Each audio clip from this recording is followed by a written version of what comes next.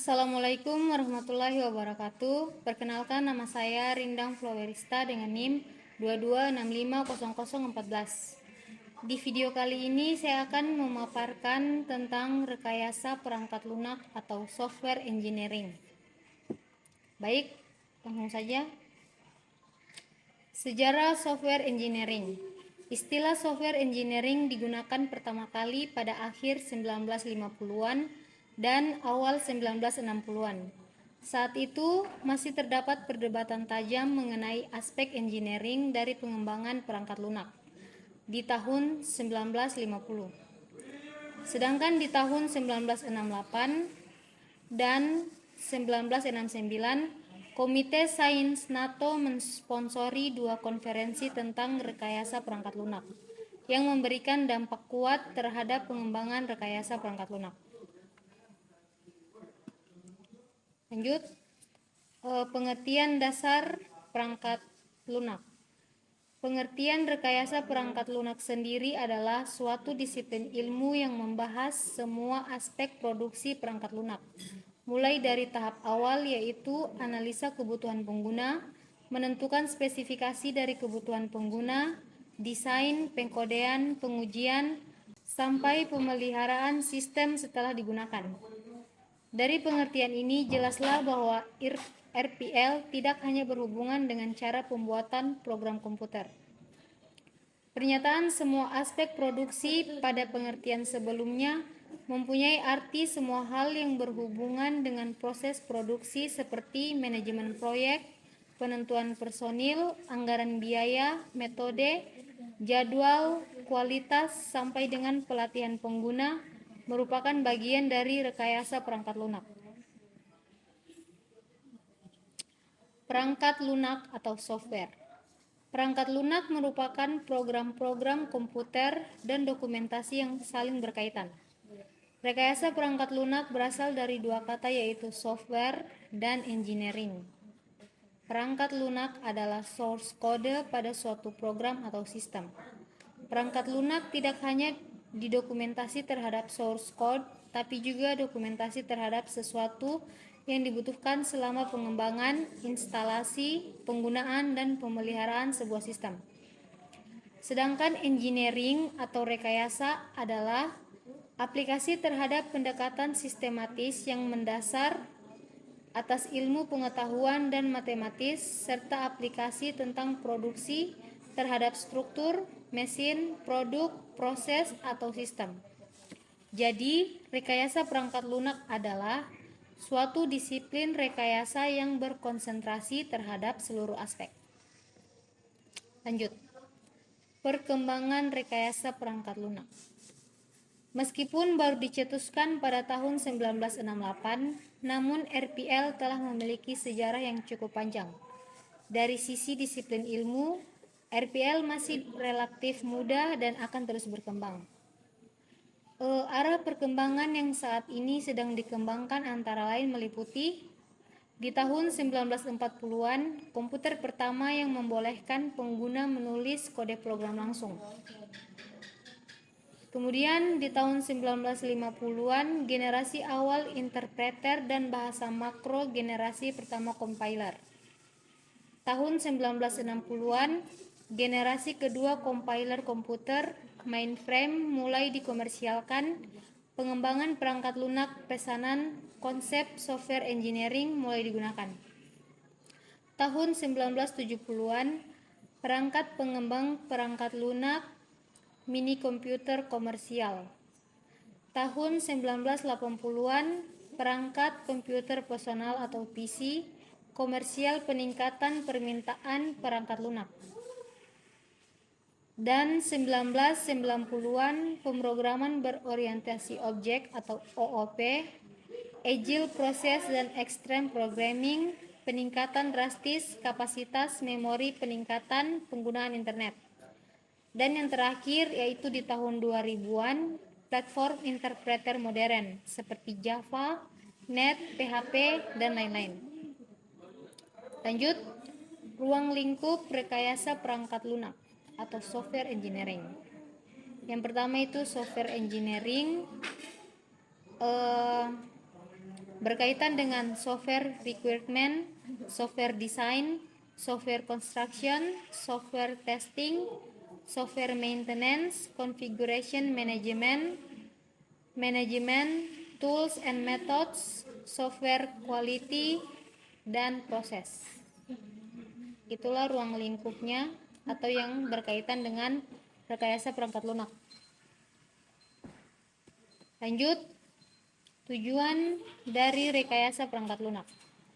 Ada 3 tujuan dari rekayasa perangkat lunak, yaitu yang pertama, menghasilkan perangkat lunak yang berkualitas. Yang kedua, menghasilkan perangkat lunak yang efisien. Dan yang ketiga, menghasilkan perangkat lunak tepat waktu. Faktor-faktor yang melatar belakangi munculnya rekayasa perangkat lunak, yaitu ketidakmampuan organisasi memprediksi waktu, usaha, dan biaya untuk membangun perangkat lunak. Kemudian perubahan nisbah atau rasio biaya perangkat keras terhadap harga perangkat lunak.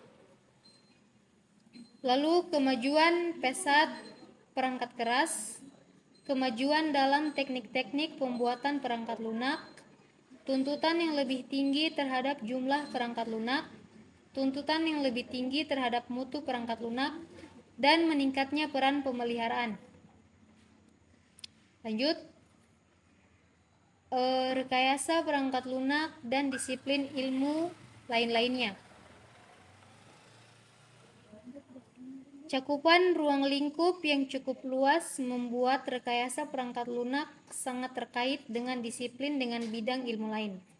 Tidak saja subbidang dalam disiplin ilmu komputer, namun dengan beberapa disiplin ilmu lain di luar ilmu komputer yang meliputi bidang ilmu manajemen seperti akuntansi, finansial, pemasaran, manajemen operasi, ekonomi, analisis kuantitatif, manajemen sumber daya manusia, kebijakan, dan strategi bisnis. Yang kedua, bidang ilmu matematika seperti aljabar linear, kalkulus, peluang, statistik, analisis numerik, dan matematika diskrit. Yang ketiga, yaitu bidang ilmu manajemen proyek seperti ruang lingkup proyek, anggaran, tenaga kerja, perbaikan kualitas, manajemen risiko, dan keandalan. Yang keempat, bidang ilmu ergonomika menyangkut hubungan atau interaksi antar manusia dengan komponen-komponen lain dalam sistem komputer. Dan yang terakhir yaitu bidang ilmu rekayasa sistem seperti teori sistem, analisis biaya keuntungan, pemodelan, simulasi, proses, dan operasi bisnis. Sifat dan karakteristik software. Software merupakan elemen sistem logik dan bukan elemen sistem fisik seperti hardware. Elemennya tidak aus tetapi bisa rusak.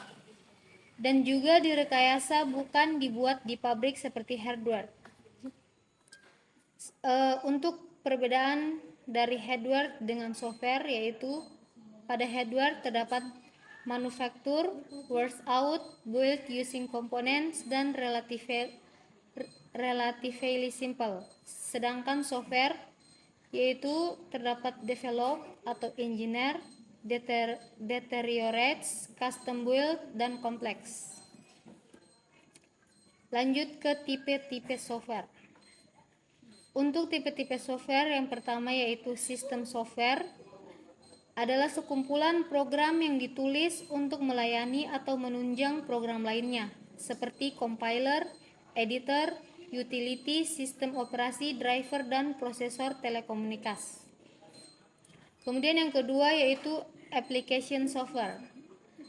Adalah program standalone yang digunakan untuk menyelesaikan kebutuhan bisnis tertentu, seperti aplikasi untuk memfasilitasi kegiatan bisnis atau pembuatan keputusan teknik manajemen. Yang ketiga yaitu engineering dan scientific software.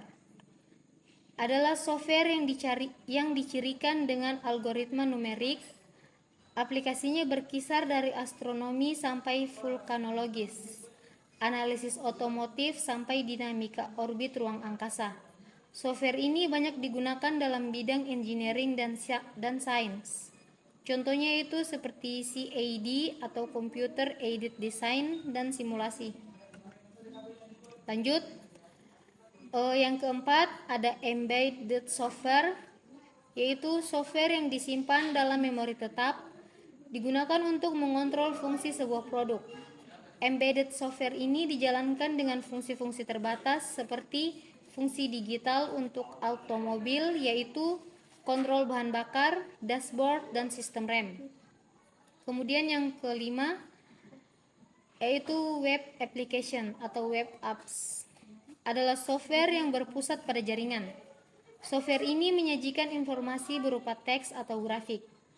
Web apps tidak hanya menyediakan fitur-fitur standalone, fungsi komputasi dan konten kepada user, tetapi juga terintegrasi dengan database perusahaan atau aplikasi bisnis.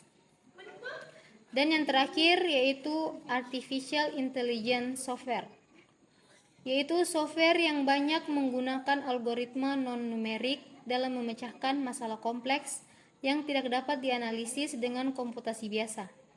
Bidang aplikasi lain dari software AI adalah pengenalan citra dan suara, pembuktian teorema neural network, dan game. Baik, mungkin itu saja penjelasan saya tentang rekayasa perangkat lunak. Lebih dan kurangnya mohon dimaafkan. Saya akhiri. Wassalamualaikum warahmatullahi wabarakatuh.